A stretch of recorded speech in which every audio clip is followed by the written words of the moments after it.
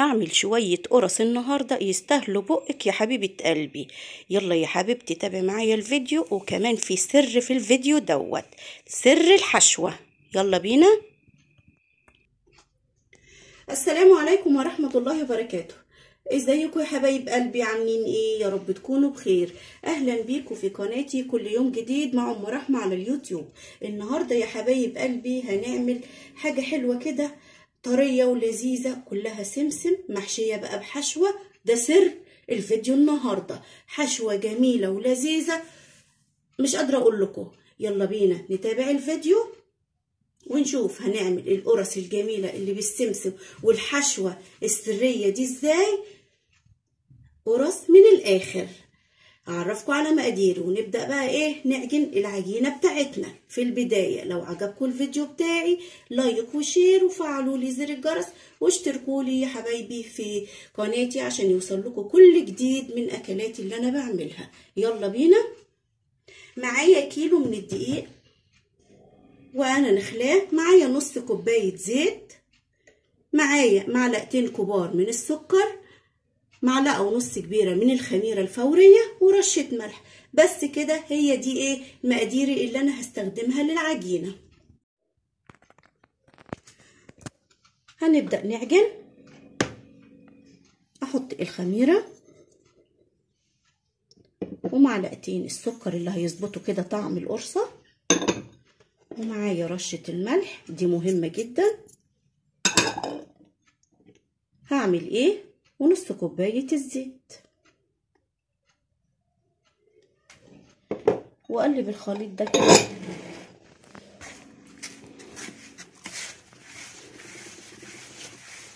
انا هقلب كويس علشان خاطر الدقيق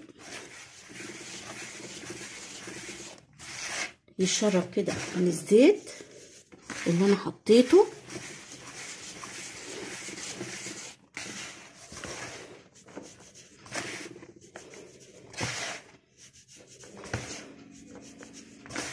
مجهزه جنب بقى ايه ميه دافيه علشان العجن.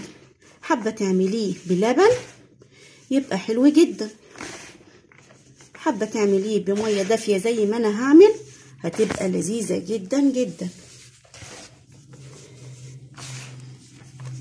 زي ما انتوا شايفين كده.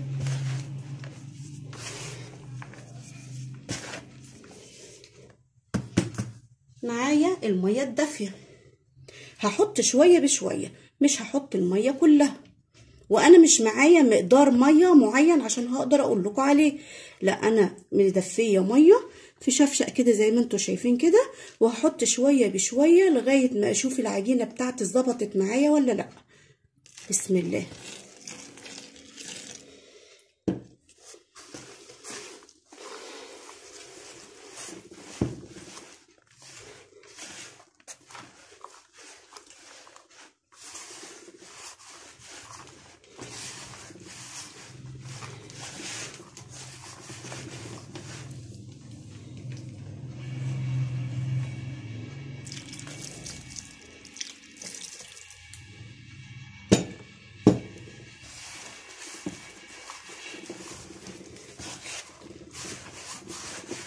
انا عايزه عجينه تكون طريه ومظبوطه علشان يطلع كده ايه القرصايه حلوه وقلبها طري كده من جوه.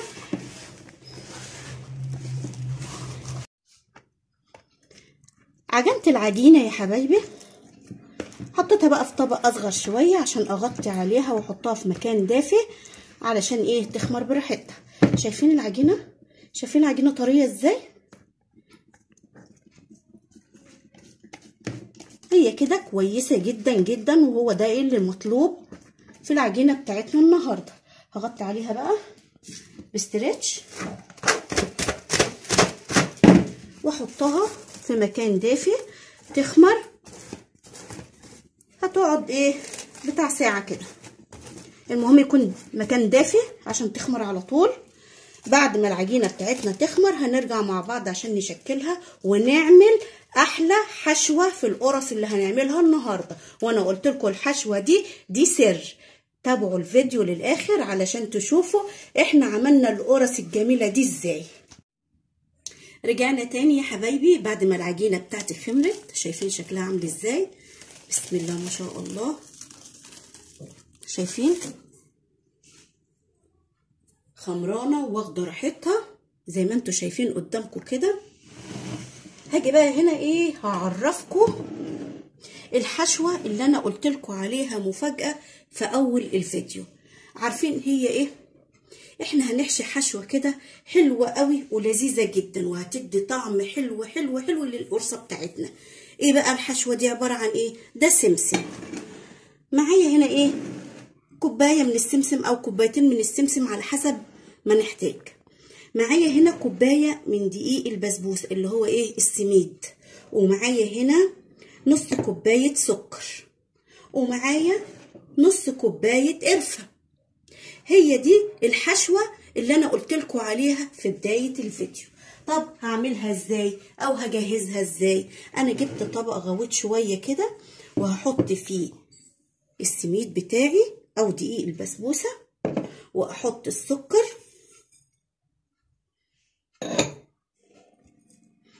مش حابه القرفه ممكن تستبدليها ايه بكاكاو، بس القرفه بقى ايه بتدي كده ريحه وطعم حلو قوي للقرصه بتاعتي.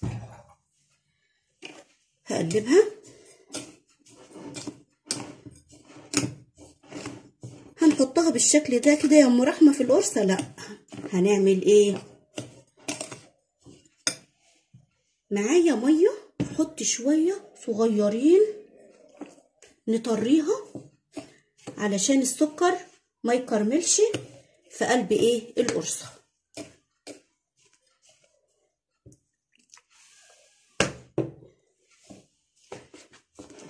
اطريها كده واقلبها.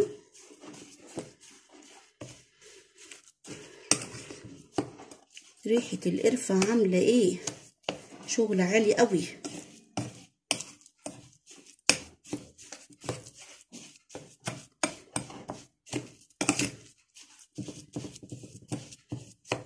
نقطتين ميه كمان.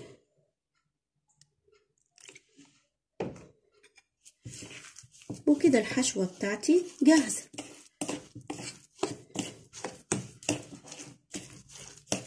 احلى حشوه هتاكليها في احلى قرصه، لذيذه جدا. وكده الحشوه بتاعتي جاهزه. اجيب طبق تاني علشان انا عايزه احط عليها سمسم، فانا عايزه السمسم يبقى ايه كتير كده عليها. كده الحشوه جهزت. اجيب طبق تاني. جبت طبق تاني هحط فيه ايه، 3 معالق من السكر كده،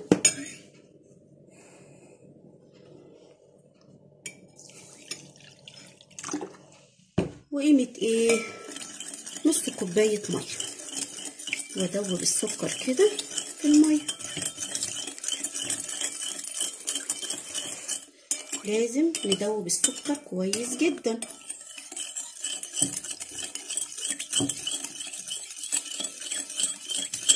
ليه بقى السائل اللي انا عملته ده؟ عشان يدي لمعة كده وطعم مسكر وحلو كده للقرصة.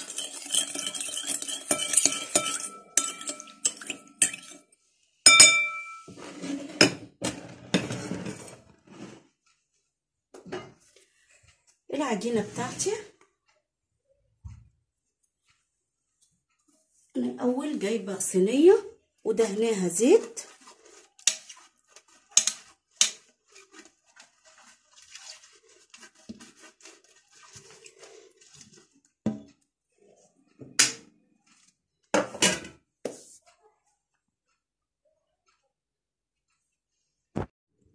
هنبدأ بقى ايه، نشكل العجين. قبل ما تعملي اي حاجة وتمسكي العجينة ادهني ايديكي دهنة بسيطة من الزيت علشان العجينة طرية جدا. شايفين عاملة ازاي؟ زبدة كده، زبدة.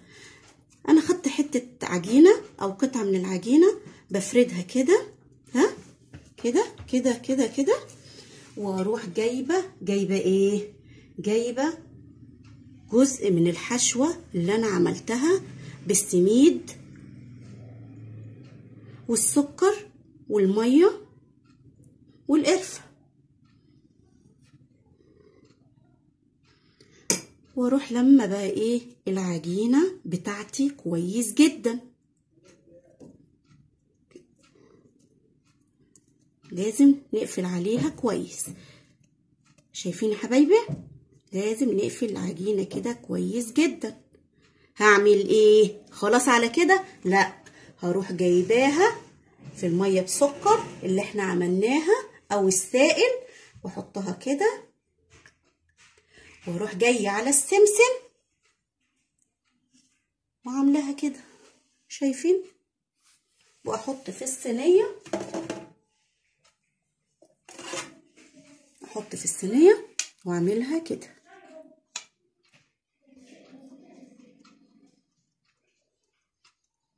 نعمل واحدة تاني مع بعض. اعمل واحدة معاكم كمان. انا عصت ايديا زيت، واخد كده قطعة من العجين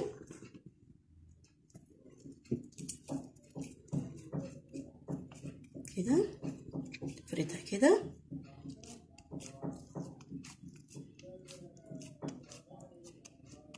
كده، واخد حتة من الحشوة اللي احنا عملناها. حاولي ما تكتريش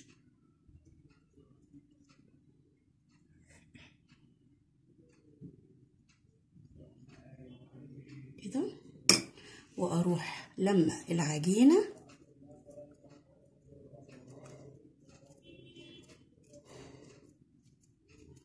اقفل على العجينة كويس جدا زي ما انتوا شايفين كده. واعمل ايه؟ اروح كده جاية على المية بسكر وعلى السمسم،